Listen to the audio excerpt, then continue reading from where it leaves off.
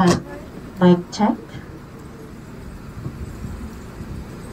So, mabuhay. Hilafos, good morning everyone and welcome to Lake Cebu.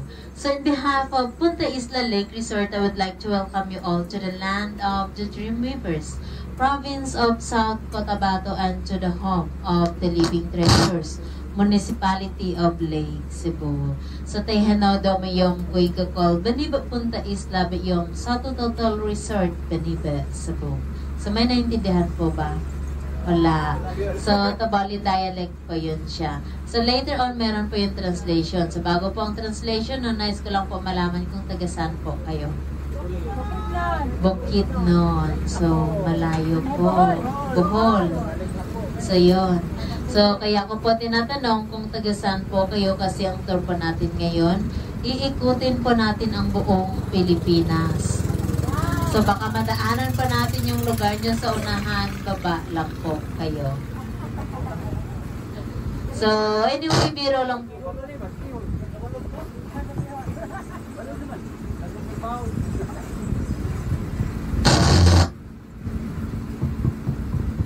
Mic check. So, yun. So, biro lang po yun. At least, lagi po kayong handa. So, kagaya pa ng sinabi ko kanina, welcome to Punta Isla Lake Resort, the #1 resort here in Lake Cebu.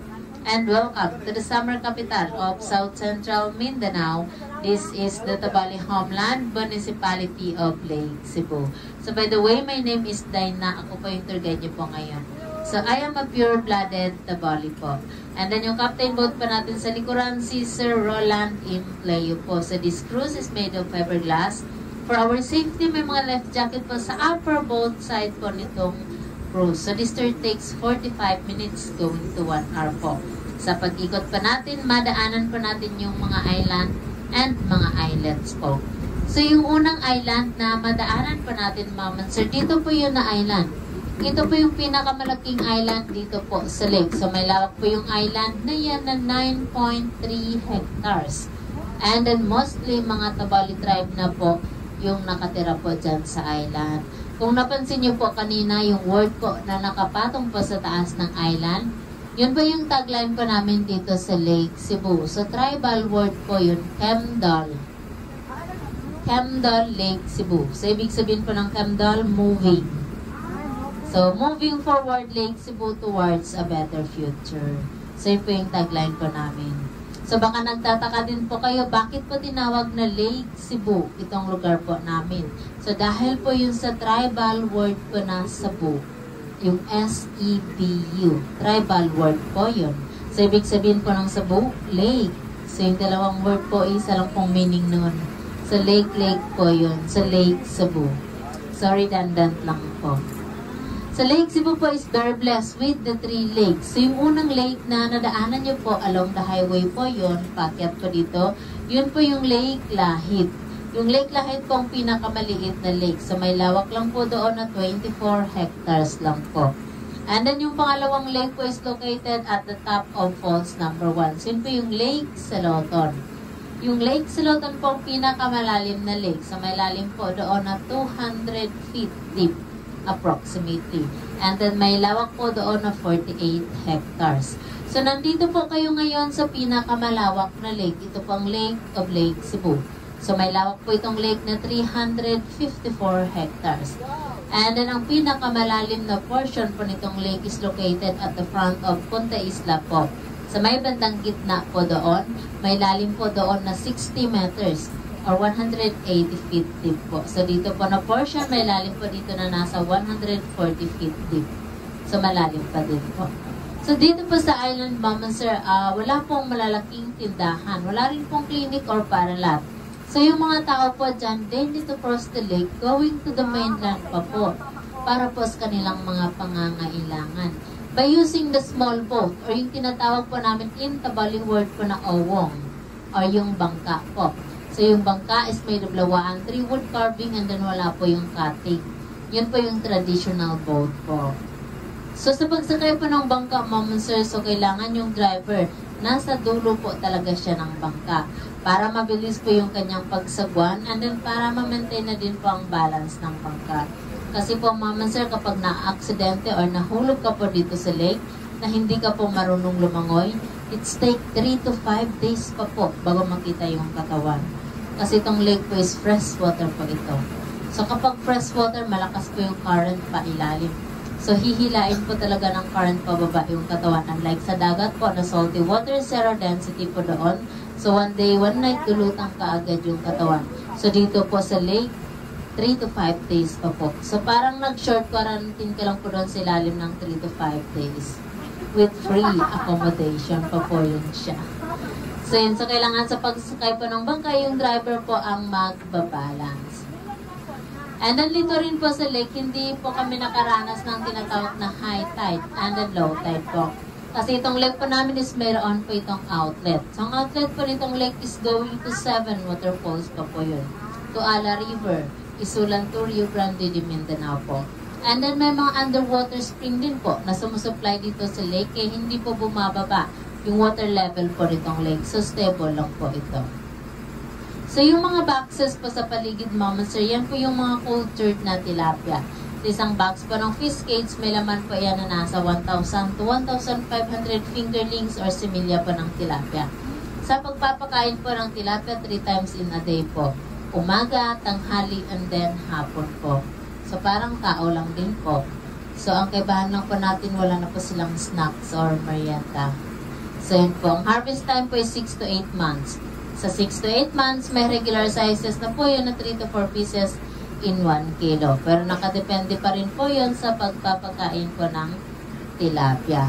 Kung napansin nyo din po, Mama Sir, yung kulay po ng lake namin is kulay green po. Napansin nyo po? Kasi po sa buong Pilipinas, yung bayan po ng Lake Cebu ang may pinakamaraming supply po ng Mountain Dew. Sa amin po sila ang mo-order. Pwede po tayo mag-refill mamaya. So, biro lang po yun. So, kulay green dahil po yun sa reflection ng mga green algae po sa ilalim. And then, ang mga puno na rin po na nasa paligid po nitong lake. So, reflection lang po yun siya. Pwede rin po kayo mamingwit dito po sa lake as long as may sarili po kayong gamit na fishing rod. Hindi naman po siya bawal. So dito po sa lake, not only tilapia lang po yung mga isda po dito. Marami din pong iba. Kagaya po ng pangasius, Korean fish, karpa, haluat, hito, gourami, and then yung flower horn. Kung sa inyo po, Mama Sir, yung flower horn naka-display po sa aquarium yung kulay orange. Dito po sa amin sa Lake Cebu, nasa kawali na po yun. Inuulam na po namin. So, hindi na po siya pure na flower horn. So, crossbreed na po yun ng tilapia. So, pabalik na po tayo ng Punta Isla Lake Resort. So, Lake Cebu po is the first class municipality in the province of South Cotabato. So, Lake Cebu is a watershed area and a major provider of irrigation to the province of Sultan Kudarat and South Cotabato po yun siya. And also South Cotabato known the land of the Dream Weavers. So dito po talaga original nanggaling yung Tanalak fabric po sa Lake Cebu. So the Tanalak fabric is made of abaca fiber po yun. Sa paggawa po nun, it is very much respected po and considered sacred among the Tabali tribe. So the design of the Tanalak is came from the dreams of the Tabali woman known as the Dream Weavers. Kaya po kilala yung bayan ng South Cotabato na the land of the Dream Weavers. So dito po na portion, Mama Sir, ito po yung tinatawag po namin in Tabali word po na back hikot. So ibig sabihin po ng back hikot, small exit and small entrance po yun. So dito po yung pinakamababaw na party po nitong lake. So may lalim lang po dito na 4 to 6 feet lang po. So mababaw lang po. Ito po yung nagpapahiwalay ng island at saka mainland. So dito po is island. Dito po na portion is mainland na po ito. So, Mom and Sir, dito po sa cruise, not only the food you will enjoy, but meron din po kaming cultural presentation po. So, ngayon, ipapakita po namin sa inyo yung sayaw ng aming tribo at mga instrumento.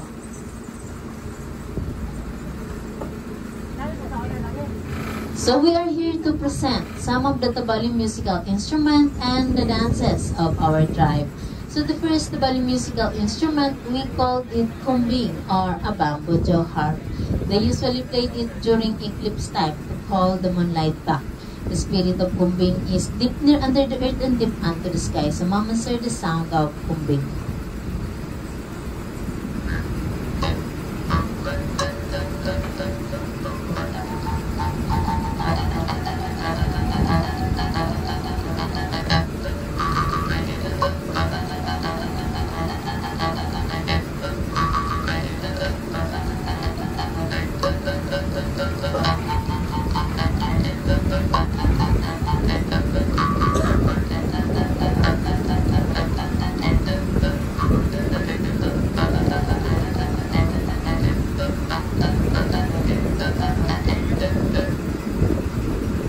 Okay, so that was the sound of kumbing.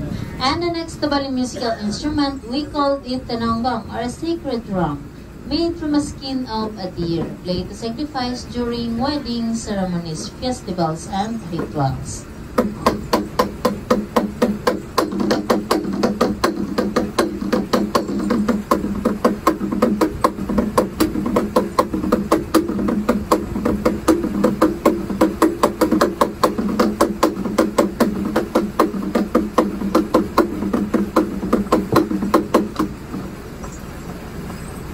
So ngayon naman po, some of the Tabali dances. So the first dance, we called it Madal Taho, or a throw dance. This dance is imitated from Baoy Canaban. Si Baoy Canaban is the sister of the Tabali legendary hero named Tut Buloy, the Madal Taho.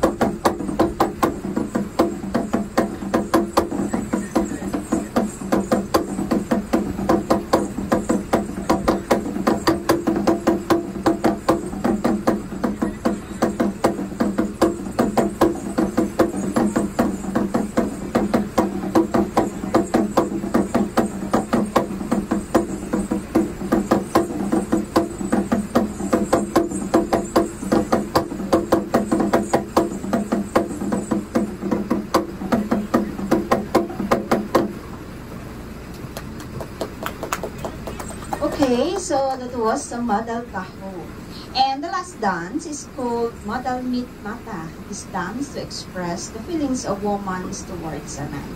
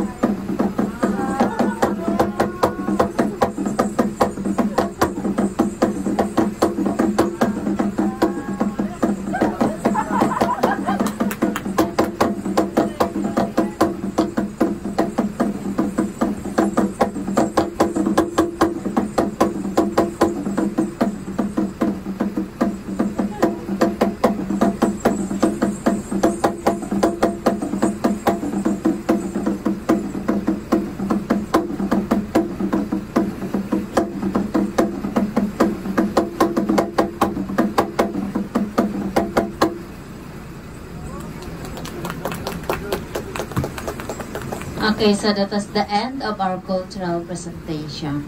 So ma'am and sir, maybe you are wondering, bakit ko po hinahawakan yung drum before and after I perform? Because we believe po as sa Tabali that every of our musical instrument have their own spirit owner. So yung touching, that is the sign of respect pa namin yun sa aming mga instrument. So yun po. So ma'am and sir, dito po na portion. So dito na po yung pinaka the best spot po for picture taking. So bibigyan po namin kayo ng time para magpa-picture. Maganda po kasing view po doon po na portion. And then meron po kaming maliit na box, place on your table. Sa love gift lang po yun sa gustong mag-share po ng kanilang blessings. So enjoy the rest of the tour.